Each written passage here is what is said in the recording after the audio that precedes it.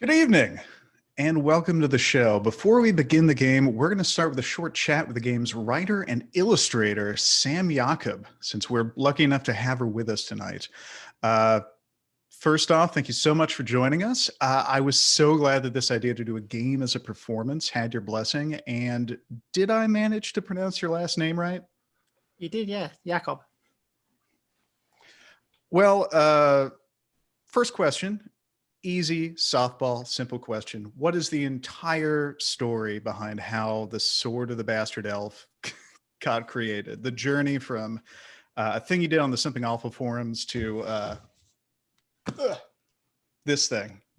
Yeah, it's impressive that you can lift it so casually. It took practice. I've actually been working out with this instead of traditional free weights. Yeah, no, it's not good to your back, but yeah.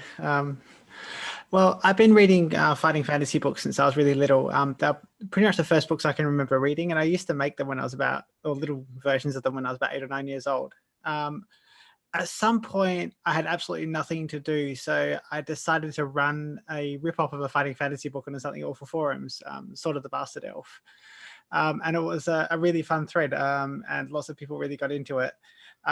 So from there, it was like a matter of time till I decided to write the whole thing out properly. I did another book before that called Star Bastards, which was a really good way of testing out the systems that I was going to use later. And that did well too, and sort of paved the way for the Sort of the Bastard Elf Kickstarter.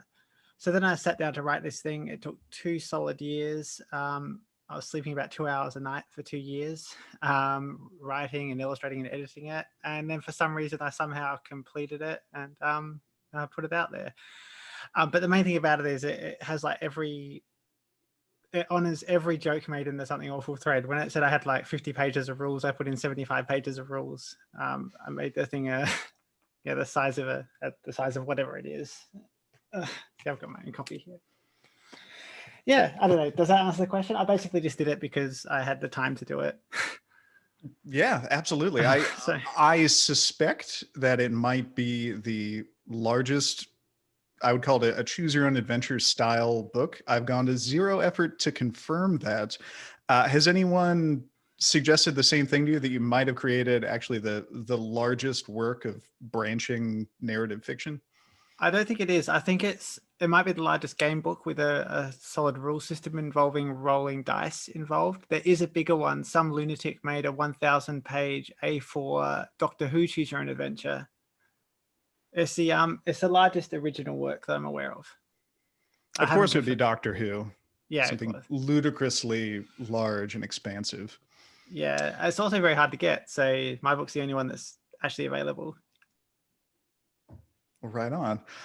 Something I have suspected and assumed, but now I have a chance to actually confirm it, is, I don't know if I can throw it up into the camera here, is the Two-Fisted Fantasy logo in fact a goatse reference, which if you turn it upside down, it is a spitting image. Yeah, well, I am a goon. So yes, it was designed so that when you look at the little icon that appears on web pages, it looks precisely like that. The ring was really the giveaway for it. Yeah, the ring is. I mean, no ring, no goatse, right? Yeah, then it's just 2 fists and some random asshole, not the famous asshole that we're all tragically familiar with. Another thing I was curious about, the official writing credit for the book goes to the fictional character Herman S. Skull, who was in there's sort of a world that you've created in the Sword of the Bastard Elf, and then there's another layer of fiction where you found this book, which already existed decades ago, and Herman S. Skull was the author of it. You've used your name for the illustration credits for the book, but why have you stuck to putting Skull's name more prominently on the book than your own, when you should rightfully be taking credit for writing all of this? Well, I don't really let any...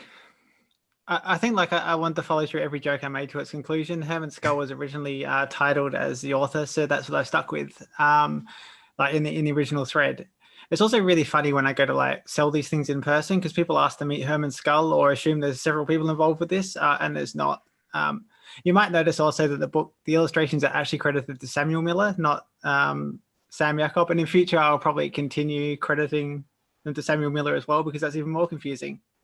I actually went to sell this book at the last Fighting Fantasy Fest, and one of the person who I spent like ages talking to the time before didn't recognize me at all and didn't actually acknowledge that I was involved in the book, and that was really funny. I like confusing people. I heard that you have a podcast, which might be one of the ways that you confuse the general public. What is your podcast about, and where can people go to listen to it? Well, the podcast is actually finished. It's a 25 episode podcast about being short. The episodes tend to run between 3 and 10 minutes and usually involve 2 songs and a little bit of talking. It's about nothing. It's on the Sammy.studio website though, and might be of some interest. I don't know. There's nothing about game books in there. Okay, well, the only other question I had was, do you have any advice for people wanting to publish things like you have in order to bring joy to this nightmarish world? Yes, I suggest learning how to use Affinity Publisher, or I think it's called Publisher, or InDesign. Either one of those 2 things will really help you in the long run. But it's actually quite easy. Like, don't be put off. The publishers, the main ones, Create Space and Drive-Thru RPG for game books, and they're really helpful. Their processes are really simple, and they give you lots of information on what to do. So don't be put off by the apparent complexity. You just go ahead and do it.